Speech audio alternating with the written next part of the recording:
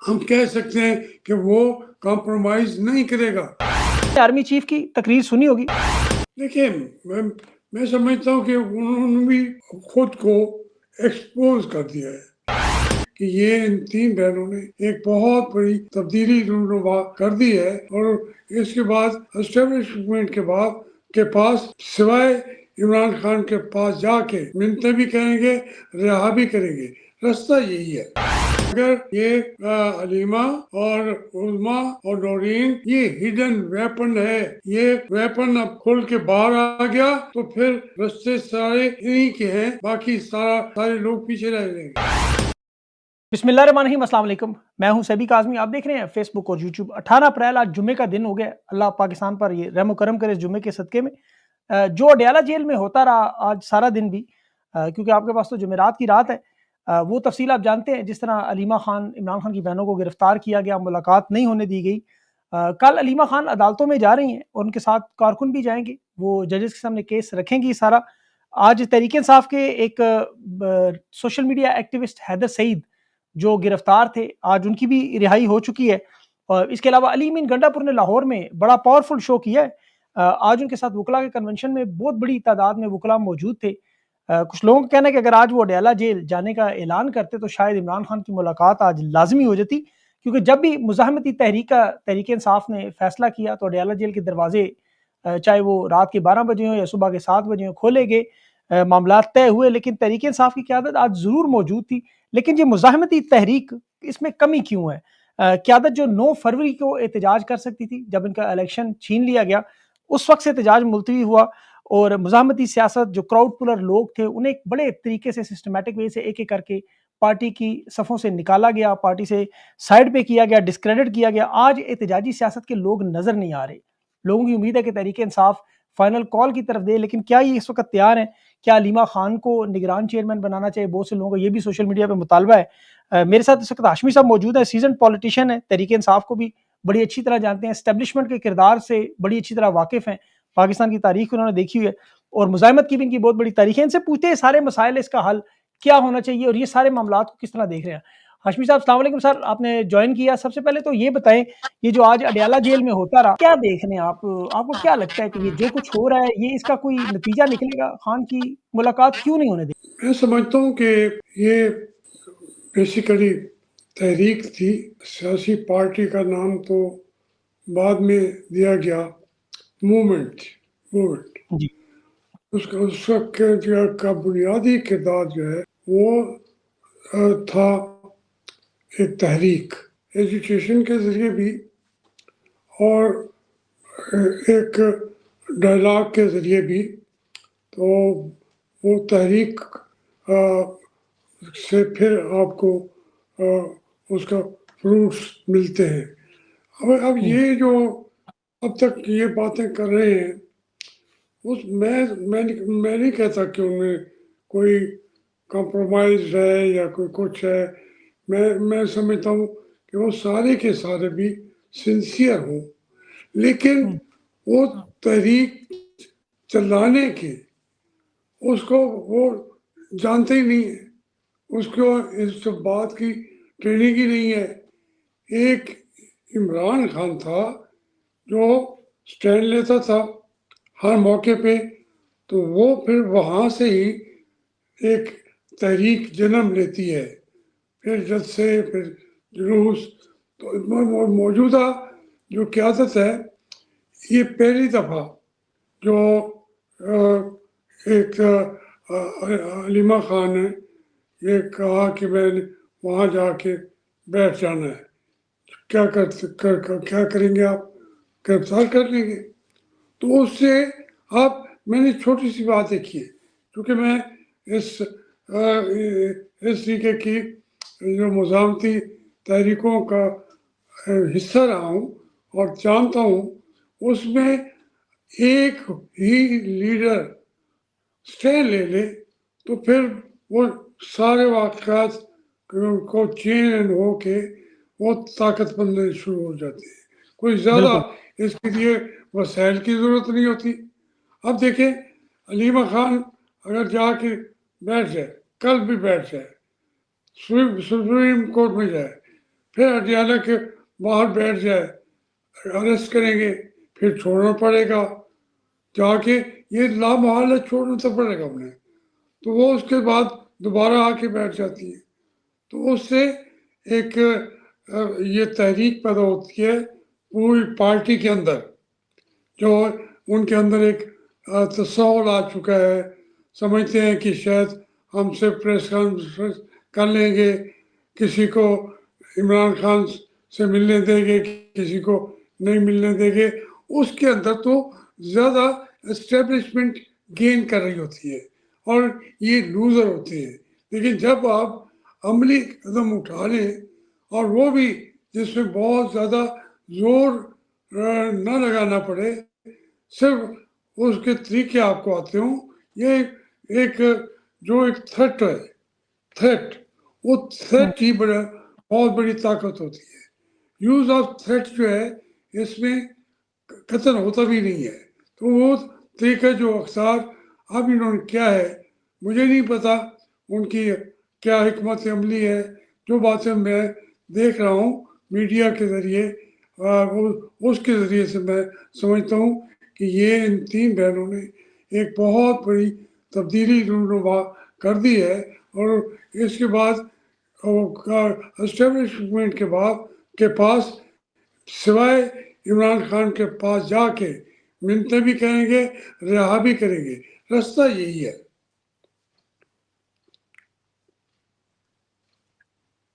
मतलब आपकी बात बड़ी इस पे वज़न है कि अलीमा खान ये जो सामने आई हैं, उससे तहरीक में वाक़ई एक वलवला जोश पैदा हुआ है।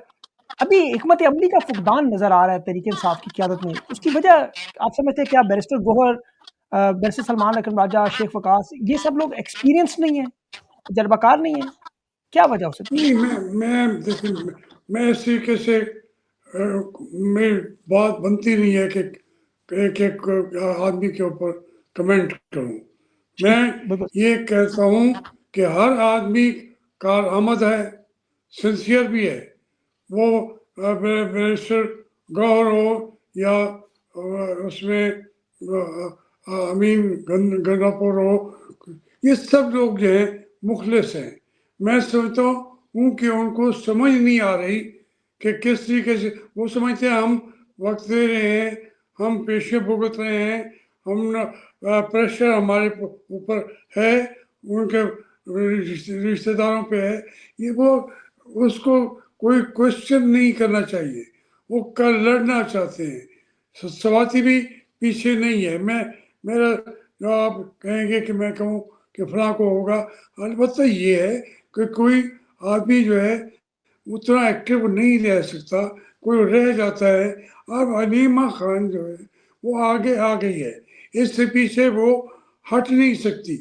उसके बाद तमाम लीडरशिप को उनके साथ खड़ा होना पड़ेगा। तो वो ये छोटे-छोटे जो टुकड़े कह रहे हैं, ये भी नहीं होगी। पार्टी जो है स्ट्रॉन्ग नज़र आएगी, उसकी स्ट्रेंथ जो है उसकी वो है इत्तेहाद में, और उसके बाद उनका तो रास्ता कोई रोक नहीं सकता। पूरा मैंडेट है, को कौम पूरी तरह तैयार है उनके साथ। हर जगह पे नाम आप ले तो इमरान खान के साथ देहातों में, शहरों में बात करके देखें, तकरीबन उसकी 90% से आगे तो वो एक एक्सेप्टेड लीडर है। तो उसके बाद जो है ये थोड़ी-सी जो टीथिंग ट्रबल्स होती हैं, ये उस तरीके की पार्टी बनी नहीं थी। स्ट्रीट पावर को इस्तेमाल कैसे किया जाए, उसके लिए बहुत ज़्यादा उन्होंने काम नहीं किया था। वो फील्ड में जब आते हैं तभी सीखते हैं, रास्ता बनता जाएगा। इमरान खान को रिहा करना ही पड़ेगा और उसके सामने सरेंडर करना पड़ेगा उन्हें। जो आए अलीमा खान ने रास्ता अख्तियार किया है, रास्ता यही है। बिल्कुल, बिल्कुल दुरुस्त बात आपने की। प पुरअमन तरीके से वाक़ई सर हाल यही नज़र आता है। माज़ी में आपने देखा कि जिस तरह नुसरत भुट्टो निकली थी ज़ुल्फ़िकार अली भुट्टो की रिहाई के लिए, फिर उसके बाद कुलसूम नवाज़ साहिबा निकली थी, अब अलीमा खान निकले। आप अगर तीनों जद्दोजहद को देखें, तो क्या ये जो ज़ुल्म व फ़स्तायत नज़र आ रही है, इन्हें गिरफ्तार करते हैं, रात को वीराने में छोड़ते हैं, ये 7 मरतबा अब तक गिरफ्तार और रिहा हो चुकी हैं अलीमा खान के ऊपर पर्चों की भी एक लाइन लगी हुई है। तो ये जो फस्तायत है इसे आप कैसे देखते हैं? और कुलसूम नवाज थी, वो मेरा उसका ऑथर मैं था। हमने कहा कि भाई इनका सारे लोग वो तो जेलों में बैठे हैं, तो उसको घर से निकलेगी तभी जाके ये पार्टी खड़ी हो जाएगी। कोई बंदा रहा नहीं था, तो मैं कुलसूम नवाज के पास वहाँ वहाँ जाके उसके फादर इन लॉ को, जो मियाँ शरीफ था, उनको हमने कहा कि भाई अगर आपको मियाँ नवाज शरीफ वगैरह को इस मुश्किल से निकालना है तो आपको इस खातून को निकालना पड़ेगा। वो नहीं जानती थी इस की सारी सियासत को, ना उनके घर वाले चाहते थे। हम खींच के लेके आए, साथ खड़े हुए, और फिर जब वो आई तो पार्टी जिंदा हो गई। और इसी तरीके से जो नुसरत भुट्टो है, जब वो आती थी पार्टी जिंदा हो जाती थी। इसमें अलीमा खान जो है, हो सकता है पहले वो रहा करें, पकड़ें 5 दफ़ा 7 दफ़ा 100 दफ़ा, लेकिन उसको वो मुसलसल जेल में परमानेंट नहीं डाल सकते, और ना उसकी बहनों को डाल सकते हैं। तो इस तरीके से ये सबसे मजबूत जो है वेपन, अगर ये अलीमा और उल्मा और नौरीन, ये हिडन वेपन है। ये वेपन अब खोल के बाहर आ गया तो फिर रास्ते सारे इन्हीं के हैं, बाकी सारे लोग पीछे रह जाएंगे। बिल्कुल सही। अच्छा, इसमें हाशमी साहब एक चीज़ थोड़ा-सा फ़र्क नज़र आता है। उन मियाँ साहब की तो फिर बाद में आपको पता है वो मामलात मुख्तलिफ हो गए थे, वो फिर डील वाला मामले की तरफ बात चलेगी। खान का मामला थोड़ा मुख्तलिफ है, इमरान खान आपको पता है इस चीज़ पे किसी तरह बात करने को तैयार नहीं है। अभी स्वाति साहब ने बड़ी कोशिश की और बहुत सारे लोगों ने बाहर से भी ओवरसीज़ वफ़्द आए, उन्होंने कहा दरमियानी कोई रास्ता निकालें, लेकिन इमरान खान आपको पता है अपने उस बात पे जिस पे असूलों पर खड़े हैं कि जमहूरियत और कानून की जब तक वापसी ना हो, मामला हल नहीं होगा। तो फिर ये इसका लॉन्ग टर्म क्या मतलब सॉल्यूशन क्या होना चाहिए अभी? दूसरा मैं आपसे अर्ज कर रहा हूँ, जब आप उनकी बात कर रहे हैं ना, कुलसूम नवाज का मकसद भी अंदर से जमहूरियत के लिए जिद्दो नहीं थे, जमहूरियत के लिए वो जिद्दोजहद नहीं थी।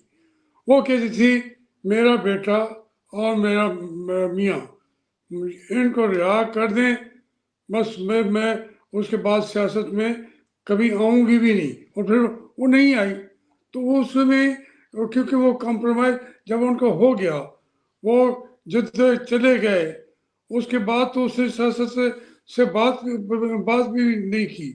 इसलिए इनका बिल्कुल मुख्तलिफ बात है कि एक तो जो इमरान खान है, वो उसकी अब ताकत देखें। पहले वो अपने अंदर एक रिलीजियस पैदा करता है बंदा, अब सबसे भी ज़्यादा ताकत यही है कि वो खड़ा रहे, और वो खड़ा है। और यकीन के हद तक हम कह सकते हैं कि वो कॉम्प्रोमाइज़ नहीं करेगा। इसी में उसकी क़यादत है, इसी में वो पाकिस्तान को एक इस निज़ाम से निजात दिला के नया निज़ाम ला सकते हैं।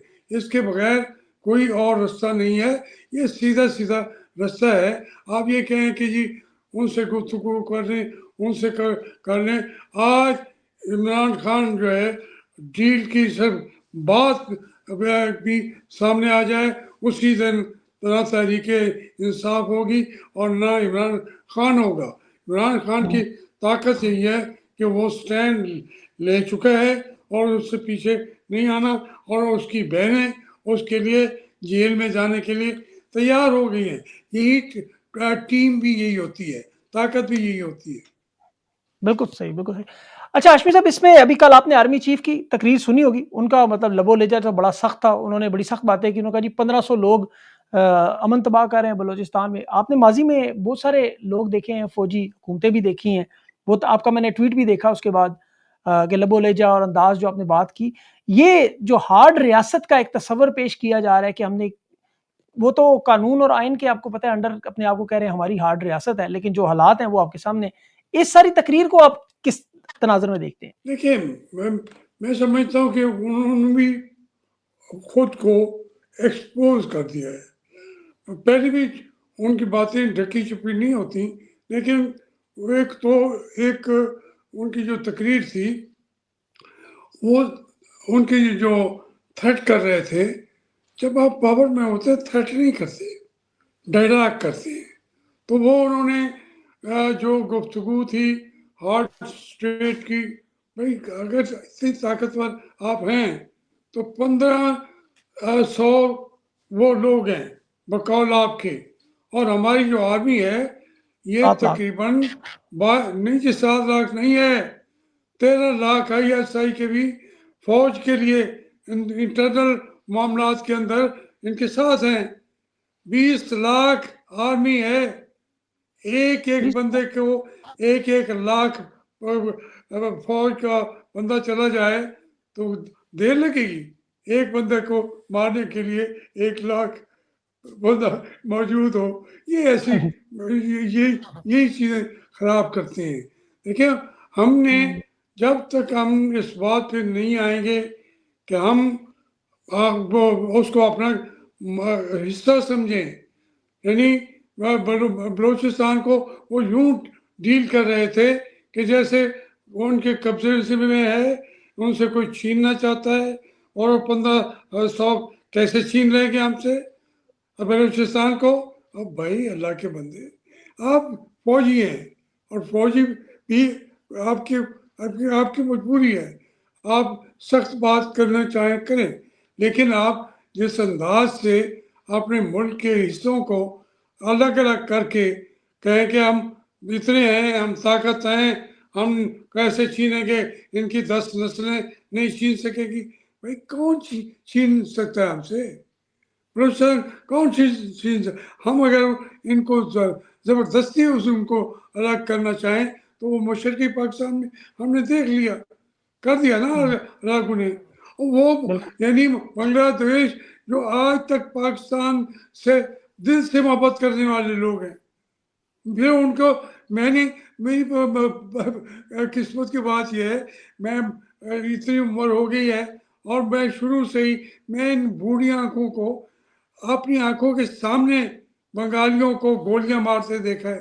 हमारी फौज की ढाका के अंदर हम तो गए थे एक खैर सगाली के लिए, क्या खैर सगाली होती कि हमारे सामने उनको मारा जा रहा था। तो ये बातें, ये फौज जो है वो यही हल तलाश कर सकती है जिसका इजहार वो कर रहे थे। ये मुल्क को तोड़ने का तरीका हो सकता है, जोड़ने का नहीं होता। बिल्कुल सही बात। आज हाशमी साहब सिंध में इलेक्शन भी हो रहे हैं, लाल मली साहब जो है वो इलेक्शन लड़ रहे हैं, वो वहाँ पे जरदारी साहब की वो रिश्तेदार ही हैं, सबा तालपुर साहब उनके खिलाफ। इलेक्शन तो वो तकरीबन जीते हुए, पोलिंग स्टेशनों के नतीजे जिस तरह 8 फरवरी के बताए जा रहे थे, लेकिन जीतने नहीं दिया जाएगा। आपको लगता है कि अब स्टैब्लिशमेंट को ये नजर आता है कि ये इक्तदार हमने चलाना है, हर सूरत में चलाना है, हमने सारे अदालतें पैक कर ली, हमने सारे नैब, सारे इदारे, अमेरिका से जो प्रेशर आना सभी कंट्रोल कर लिया, तो अब हमें कंफर्ट जोन में, हमें कोई तकलीफ नहीं है, इस निज़ाम को अब ऐसे ही चलने दें जितना हम खींच सकते हैं, या कहीं ना कहीं इनकी मजबूरी होगी कि इन्हें वापस पीछे पलटना पड़ेगा? देखिए, वो जो ये उमरकोट का जो है जी जी इलेक्शन जमनी, उसकी ग्राउंड सिचुएशन आप देखिए, ये उनकी रिश्तेदार भी हैं, और,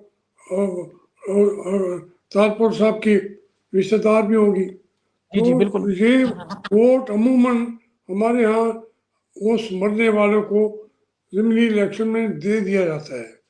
और ये दूसरी तरफ ये है कि वो इस वक्त जो है एक मिनॉरिटी के फर्द की हैसियत से उन्होंने वो लड़े हैं, उनको सपोर्ट सब लोगों ने किया है। असल में जो सिंध है वो जरदारी साहब के से उनसे निकल चुका है। जो ये कैनाल्स के ऊपर उन्होंने इजाज़त दी है, वो सिंधी उनके बात को मान ही नहीं रहे। वो कहते हैं ये हमसे धोखा किया है, जरदारी साहब ने, वो उनके पुतले जला रहे हैं जरदारी साहब के। तो वो पीपल्स पार्टी से सिंध निकल चुका है और वो जाग चुका है तरीके इंसाफ की झोली में। इलेक्शन तो हो, मैंडेट कर ले आप। ये ज़मीनी इलेक्शन तो बहुत सारी चीज़ें इसमें मिली हुई होती हैं और वो उसके उससे नतज दूर वो उसके इतने नहीं होते।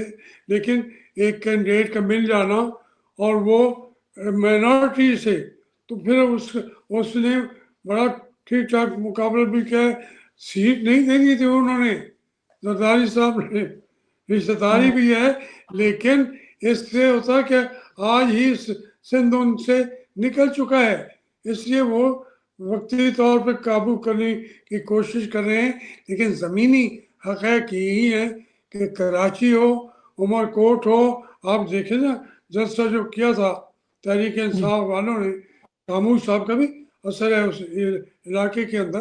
तो ये इसको यूँ समझिएगा कि ये एस्टेब्लिशमेंट के हाथ से भी सिंध चला गया है। ये वोटों वाली तो उनकी सोच ही नहीं ना एस्टेब्लिशमेंट की, वो ताकत है करते हैं। लेकिन नतीजा यही है कि वो सिंध का सूबा भी अब जा चुका है तहरीके इंसाफ के साथ। बिल्कुल। अभी जो पंजाब के हालात है वो भी आपके सामने अगर सिंध जा चुका है, जो बड़ा मुश्किल एक बड़ा मरहला था, तो पंजाब के हालात तो फिर ज़ाहिर है उससे भी ज़्यादा मुश्किल हालात हो जाएँगे अब मुस्लिम लीग नून के लिए। इसके साथ-साथ जो मदनी बिल अभी खैबर पख्तूनख्वा में पेश करने की बात हो रही है, जो वसाइल पे, वहाँ आपको पता है ट्रिलियंस डॉलर्स की, और अमेरिका भी उसमें आ चुका है और वो सारे माँगना चाह रहे हैं। उस बिल को इमरान खान साहब की इजाज़त से मशरूत, और दूसरा मरदान में एक ड्रोन हमला हुआ था। आपके ख्याल में क्या ये वजूहत है कि इमरान खान से मुलाकात नहीं होने दी जाती ताकि ये कोई लाएअमल ना बन जाए, कोई चीज़ सामने ना आ जाए? इस पे आप कैसे क्या क्या कहते हैं?